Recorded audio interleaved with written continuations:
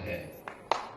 उसकी तुलना किसी झाड़ और झंकार से नहीं करनी चाहिए, छोटेपन से नहीं करनी चाहिए।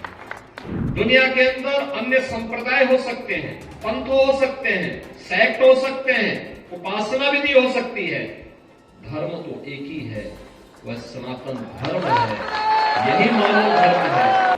जब हम संत एक साथ मिलते हैं तो ऐसे मिलते हैं जैसे गुरु भाई मिल रहे हो आपस में, कोई भेद नहीं होता।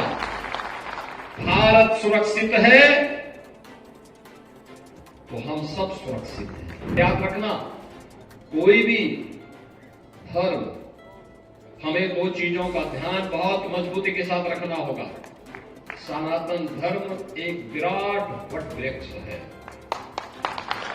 उसकी तुलना किसी झाड़ और झंकार से नहीं करनी चाहिए, छोटेपन से नहीं करनी चाहिए। दुनिया के अंदर अन्य संप्रदाय हो सकते हैं, पंथ हो सकते हैं, सेक्ट हो सकते हैं, उपासना विधि हो सकती है, धर्म तो एक ही है, वह सनातन धर्म है, यही मानव धर्म है। हमारा खड़दर्शन संप्रदाय भारत के अंदर जन्मे में जितनी भी उपासना विधियां हैं, वे पंथ और संप्रदाय की उपासना विधि से भले ही अपने संप्रदाय के साथ जुड़े हुए हों, लेकिन निष्ठा और आत्मा सबकी सनातन धर्म में बसती है। इसीलिए तो हम सब एक साथ यहां बैठे थे, एक साथ बैठे, कोई भेद नहीं।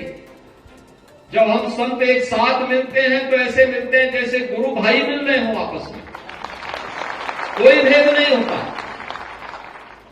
हम लोगों पे भी मैं तो इस चीज को अक्सर देखता हूं कि कभी कोई ऐसी बात आती है, कहीं किसी संत पे संकट आता है, हम उस समय संप्रदाय नहीं देखते कि नाथ संप्रदाय का है या कोई मेरा परिचित संत है। अरे संत है, संत तो सनातन धर्म के लिए काम करता है, उसकी उपासना विधि अलग हो सकती है, वो एक दर्शन विशेष को लेकर चल रहा है। सबका उद्देश्य तो एक ही है, एकम सद विप्रा बहुधा वदंती, यही हमारा लक्ष्य है। और इसीलिए महाकुंभ के इस पावन आयोजन के साथ, उसी पवित्रता के साथ हम सबको एक संदेश देना है, देश दुनिया से आए हुए लोगों को देना है। और जो बार बार जिसके बारे में प्रधानमंत्री जी का आग्रह है कि महाकुंभ का संदेश एकता से ही अखंड रहेगा देश। याद रखना, भारत सुरक्षित है तो हम सब सुरक्षित हैं। भारत सुरक्षित है, हर संप्रदाय, हर पंथ सुरक्षित है। और अगर भारत के ऊपर कोई संकट आएगा तो सनातन धर्म पर संकट आएगा तो भारत के अंदर का कोई भी पंथ और संप्रदाय अपने आप को फिर सुरक्षित महसूस न करेगा और संकट सबके ऊपर आएगा। इसलिए संकट की नौबत आने न पाए, इसके लिए एकता का संदेश, एकता का संदेश। आपने देखा होगा क्या पवित्र भाव के कोटि कोटि श्रद्धालु आ रहे हैं। आज यहाँ पे प्रयागराज में कुंभ क्षेत्र में, कुंभ मेला क्षेत्र में, कुंभ महानगर में, इस कुंभ महानगर में 2 करोड़ श्रद्धालु वर्तमान में इस समय यहां पे है। सभी सड़कें चौक हो चुकी है, एकदम भरा हुआ है और लगातार ये चलेगा। आप अनुमान करिए, हमारे पूज्य संत जन दुनिया के तमाम देशों में जाते हैं।